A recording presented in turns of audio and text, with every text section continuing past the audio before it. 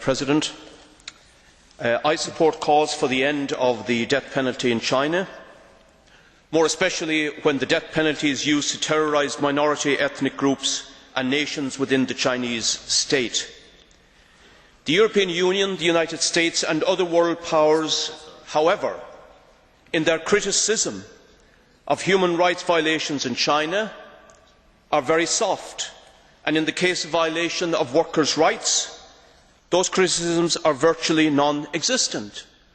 And this is because they wish to build business links with Chinese business and the bureaucracy that controls the state, so that they may profit from the appalling exploitation of workers in China. China is a gigantic sweatshop of exploitation of workers. For example, tens of millions of migrant workers lead lives of shameful misery, with their children suffering the consequences of the horrific conditions under which they live. Now, the EU-based and the US-based multinationals participate in this exploitation to facilitate their super profits.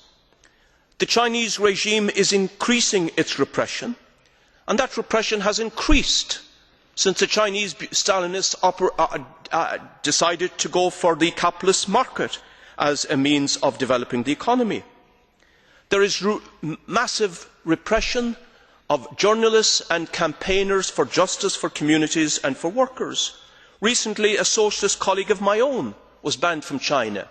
Lawrence Coates, a socialist who writes under the name of Vincent Kola, who is the editor of chinaworker.info, was detained at the border and banned from China. chinaworker.info campaigns for workers' rights and free trade unions. So we should stand with workers in China.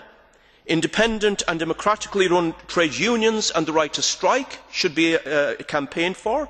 The release of all political prisoners and detained labour activists.